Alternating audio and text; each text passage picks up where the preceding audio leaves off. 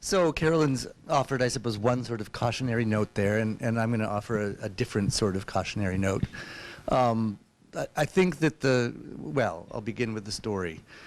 Shortly after I started teaching at Butler, I was tenured, about 5-6 years in. We had a new president. He gathered a group of faculty and trustees together over dinner to sort of talk about where we were going to be going in the coming years. And at some point in the dinner, he looked around the room and said, "Now, I think, one thing that faculty need to understand is that they are teaching values to their students."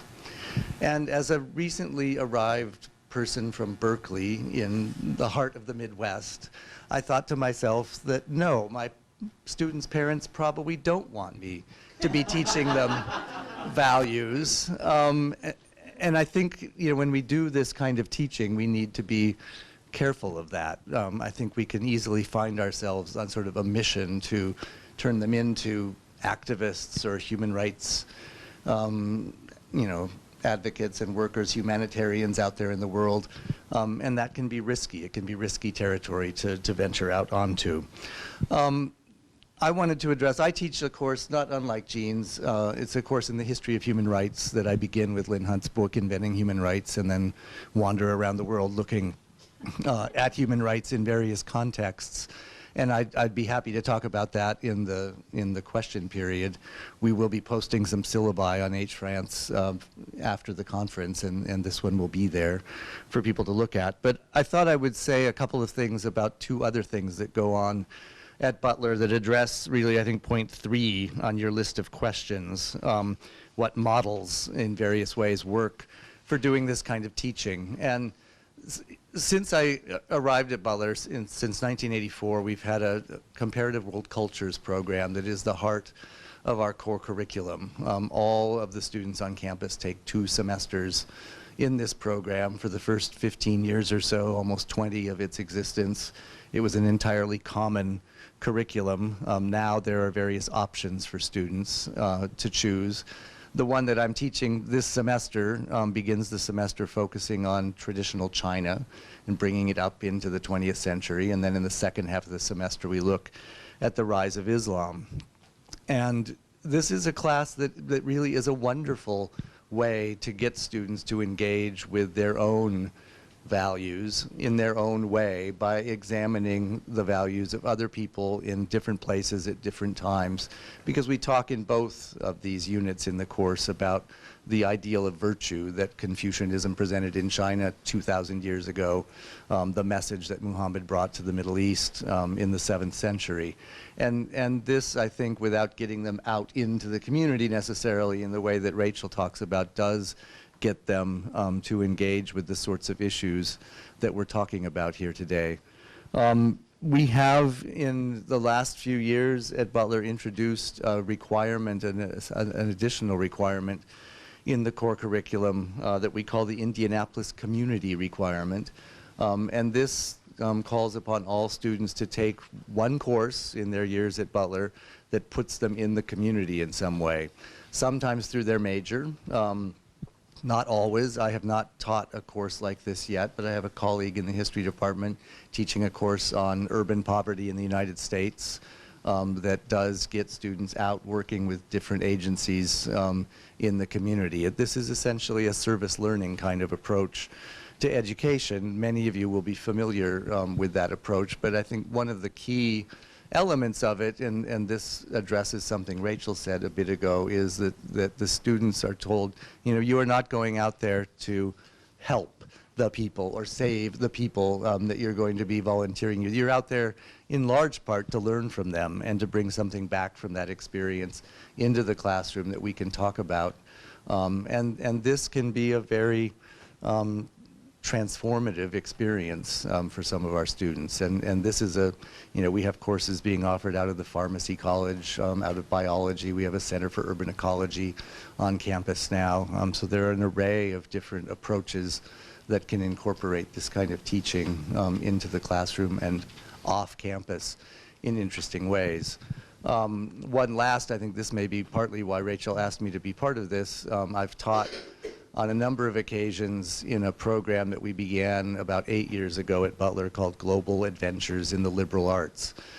And this is a program that takes 4 faculty usually in a semester traveling abroad with students, 1 faculty member for the whole semester, the others sort of parachute in, as I have done, for a 2-week intensive course. So I've done this twice in Paris.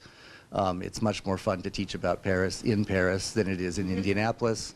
And I also flew to Kunming, China a couple of springs ago and taught a course on Taoism, poetry, and art. But the interesting opportunity for students in Kunming was that our local host there plugged the students into NGOs in Southwest China, and they all got the experience of doing a kind of mini internship with an NGO in a part of the world that they'd never been to before, that I'd never been to before. It was a wonderful and eye-opening experience for all of them as well. And these kinds of opportunities, I think, are becoming increasingly possible in our study abroad programs to pursue. So I will leave it at that and pass the mic back. So for those who've come in since we started, we're encouraging a dialogue. So if you care to come and join the circle, that would be wonderful. We have a couple of chairs. There are 4 microphones around. Yeah. You can ask people to pass them around when they have a comment to make. They're already on. So we shouldn't start tapping them while we're holding. No fidgeting, please. So let me just spend 1 minute sort of summing up some of the themes that have come up here, because there's quite a range. But it seems to me that there's a balancing act that we're all trying to strike between educating our students about the historical record in order to empower them as critical consumers and actors in their world, and at the same time to encourage a kind of encourage and educate them for a certain kind of empathic engagement in the world. I want to say a little bit later on about a course that I teach, which raises a lot of these issues, but I actually think I'll hold it for right now. And let's invite comments from the audience first. I'll start by asking Rachel a question based in part on what Paul said about service learning. I'm curious about the service learning project that you have your students do with the Holocaust Center in Cincinnati, and how that relates to the learning objectives for your class. So could you elaborate on that Sure. a little bit? So again, the students worked with the Center for Holocaust and Humanity Education. They observed middle school and high school students going through their exhibit, and then took surveys of those students. And then I asked them to write a report not only on what the center is doing, but also to sort of say, how is this, do we think that this is advocating human rights? Do we think this is humanitarianism, right? Like how do we map the concepts that we've been talking about onto what the center is actually trying to do? What is the center's mission? So they have to like look at the site, and we met with with members of the center to sort of talk about what is their mission, and so they ultimately produced a report that they did as a group. They had different responsibilities for that. So it meets the objective of learning about the past and applying contemporary sort of outreach efforts to past events and themes, but also writing and communicating and having to be responsible for actually like responding to their emails when they get them. I mean that kind of nuts and bolts stuff. I don't know if that answers what you were getting at. Yes, I'm interested, Jean, in your comments, and Paul, the global classroom. And first, just full disclosure, I need help building a program that's a bit of a risk based on similar. It's a combination of what Paul and Jean, what you have said, and I need input.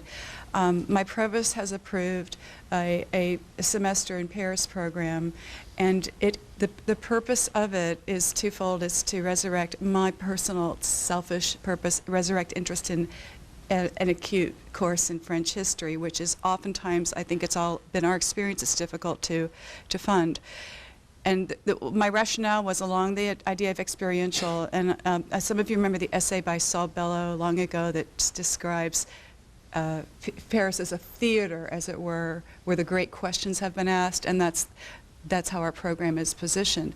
So we take students to Paris, and our purpose is not to say to them, the purpose is to learn French history, but the purpose is to engage in the great questions that have been asked in Paris and to assess what is the impact of its revolutionary history today. That is the theme.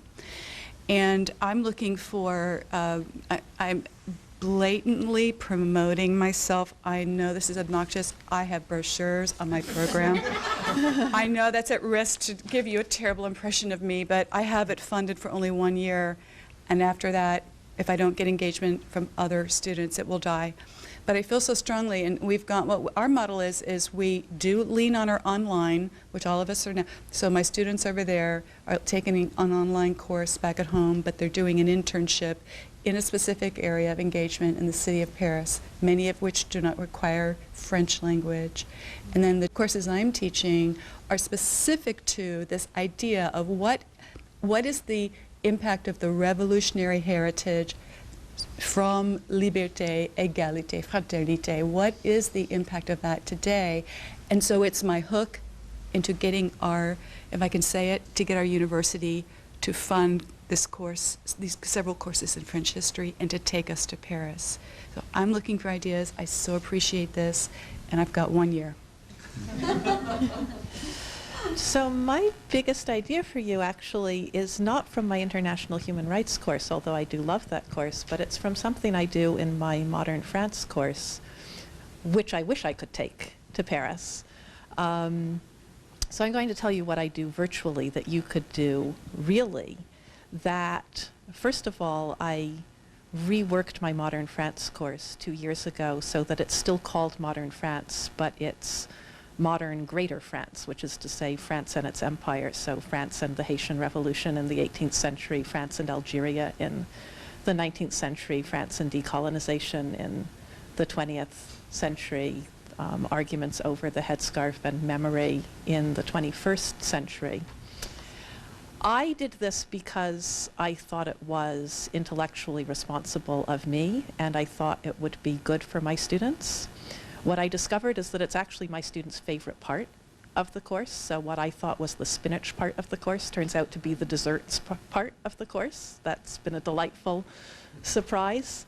The other thing I do specifically with Paris is I take advantage of the internet to show them specific locations in Paris. So we look at the Place de la Bastille, and we talk about the layered history of 1789 and 1830 when the monument goes up, and why the canal is there because it used to bring provisions to the fortress, and why the fortress is no longer there because it was taken down stone from stone.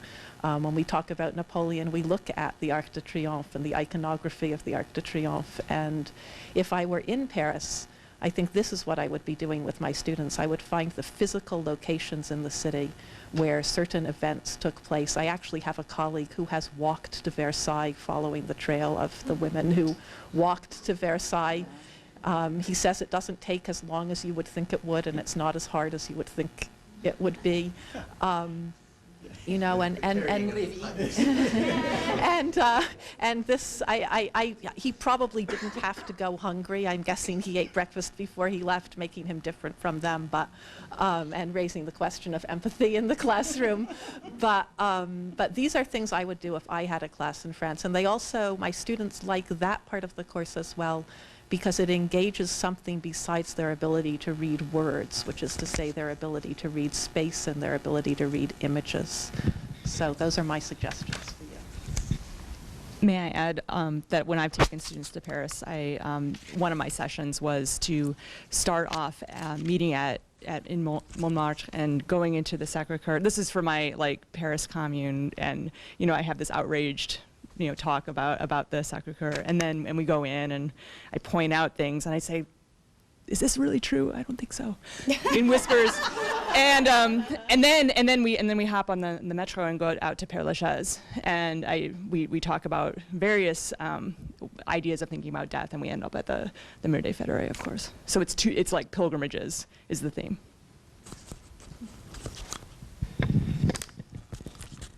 I have two things to say.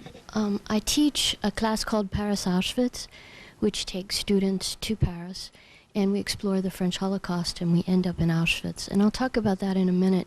But what I wanted to say to you, relative to Haiti, is that you might think about getting in touch with impact investment firms that are specializing in Haiti. And I can give you some information on that. The School of Architecture in Paris is directly involved with rebuilding Haiti right now because the Americans did such a bad job of it. And the head of that program in France is a woman named Marie Aquilino, who is an American art historian, but she's based there in the School of Architecture, and she is working with all these impact investment funds to rebuild Haiti. And it would seem to me that your university, if you can find other funds outside your school that would contribute to what you're doing, then I think your university would be very interested in the cost-sharing aspect of that. But working on the French Revolution and tying it to Haiti is a great avenue into having students think about their own impact as they go out into the world, and they look at their own, they develop their portfolios where they want to place their money, where this organization, the Western, might want to start placing its funds, would be in an area tied to the world where there are impact investors. My second thing was to say that with my Paris Auschwitz course, I connect those study abroad courses to the community that I live in. And so this year, for example, we're going in the spring, and I'm working with I'm from Norfolk, Virginia. I'm at Old Dominion University, and I'm working with the Tidewater Holocaust Commission. I have, I don't know if I have it yet, but I have my fingers crossed. I've worked through the commission to develop scholarships to fund students to be able to go. And then when we return, we will do a community event at the Jewish Community Center there in Virginia Beach, tied to the Tidewater Holocaust Commission, and we link that to the Tidewater Jewish Film Festival that's also in the spring. And then last year when I did it, not only did I kind of target other areas where we could work with the community, but I had the newspaper cover our class. And so when we got back, when we had our big community event, it was covered by the newspaper, and they focused on key students. And so all the students got their names and quotes and commentary into the local paper. And it made such a huge, for months afterwards, I had people writing to me from all over the Tidewater area about the class. So obviously the university is very pleased with the class. So I think that those two things, impact investment and look at your community and who might be interested in your course, and then try to develop those connections beyond your university that really promote the course so it becomes fundamental to the vision that the university sees for itself.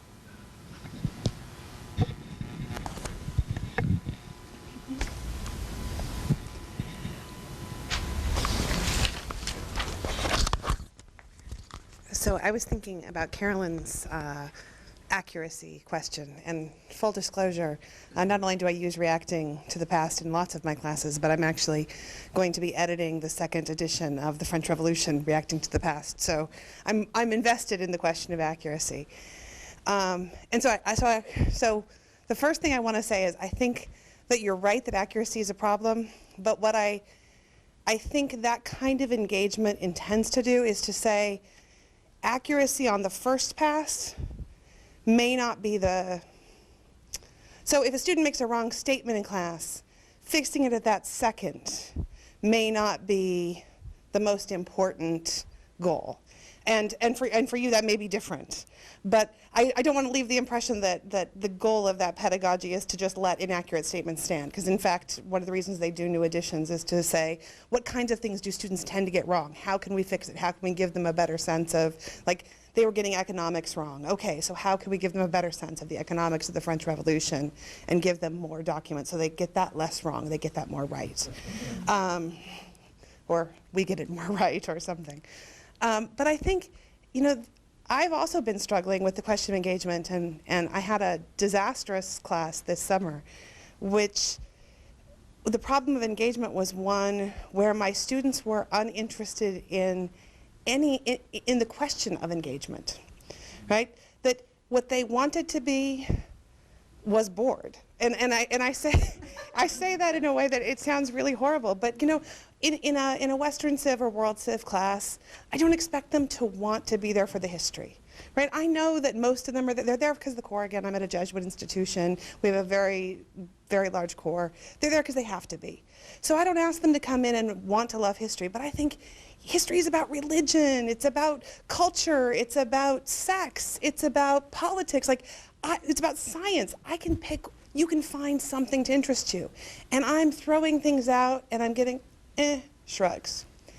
And they're saying things like, well, you know, can't we just look this up on our phones?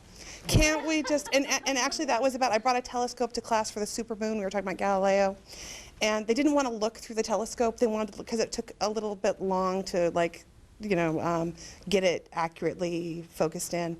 They wanted to look it up on their phones instead, as if, you know, looking at the sky and then seeing this, like, incredible moon right in front of you. And then a number of them saw it and went, eh. Like,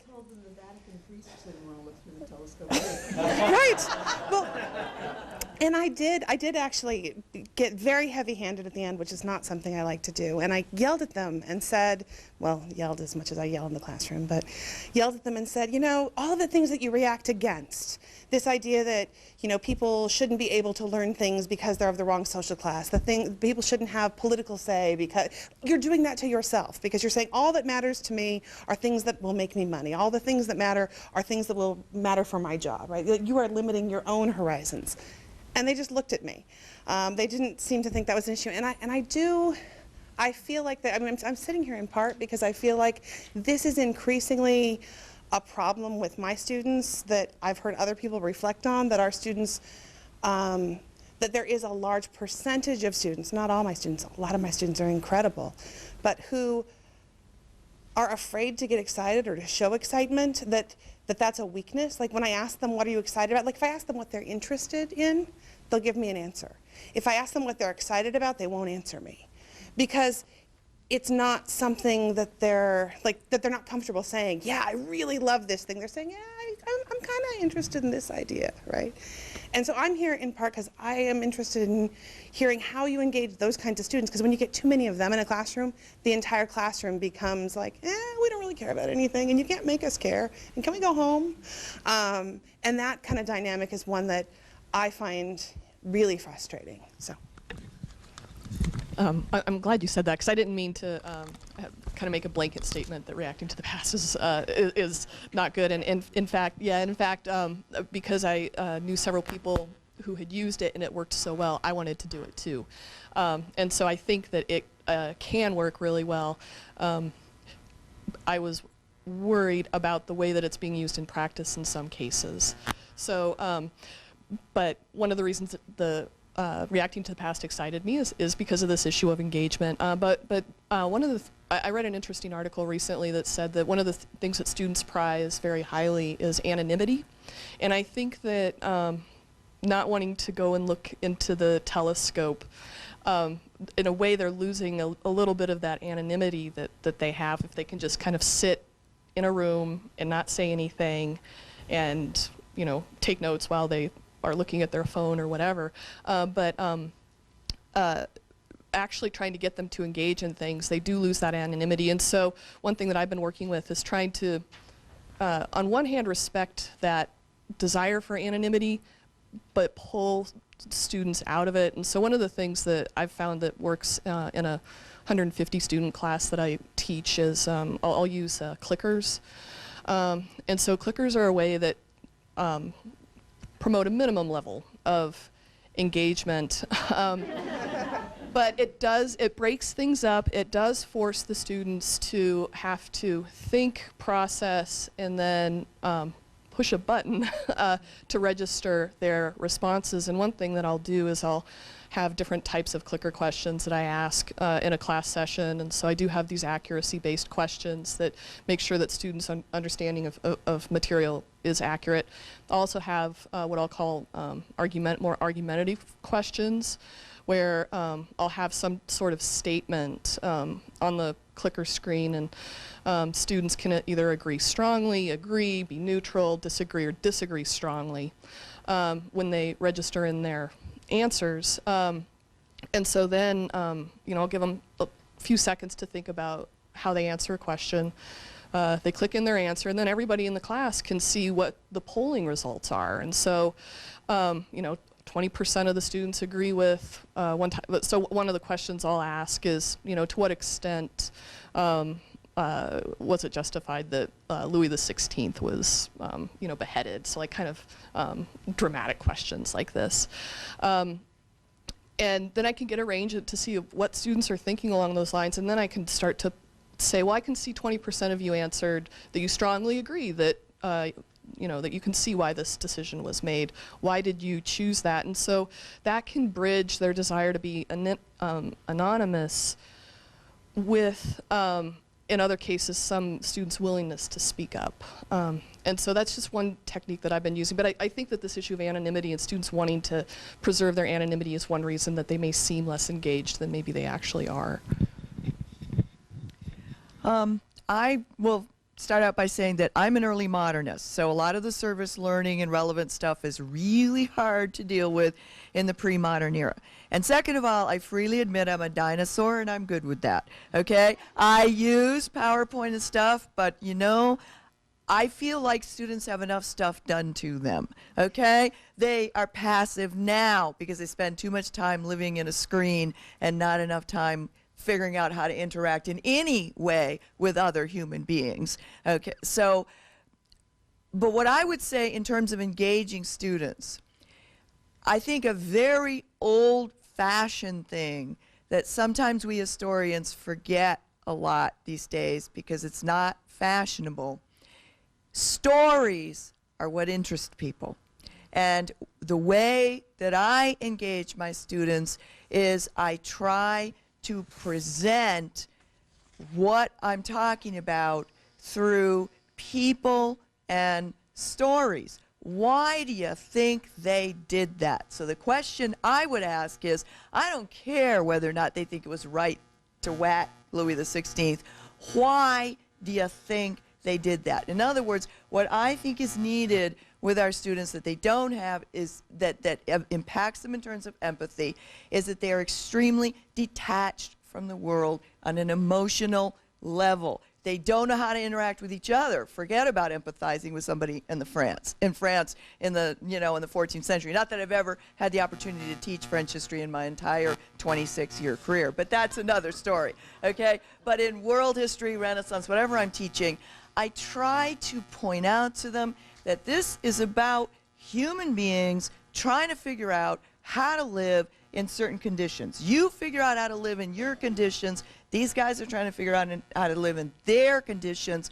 Why do you think they chose that? Whether it's a society that chooses a strategy of planting over nomadism or over hunting-gathering, or it's somebody who does an individual thing.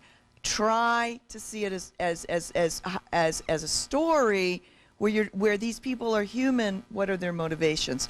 And so I find that really works because I go in a class with 100 students and I teach at a school where 60% or more of the students speak a language other than English as their first language, where Anglos are a minority, where, so you've got all sorts of barriers and issues, and they're sitting at you, looking at you like this, and they all come to class in kind of, semi-gang clothing frequently or with their skateboards up against their desk. I'm at Cal State Fullerton in California, and you know, and they're already, many of them, looking at you as, you know, you're the white lady from the upper class who's going to be talking at us and telling us what to do. And I try to get them to see these people as people making choices. And that requires a lot of stories and a lot of getting at the human aspect of it. In the end, I think that's, for me at least, that's what's going to pull people in more than anything else.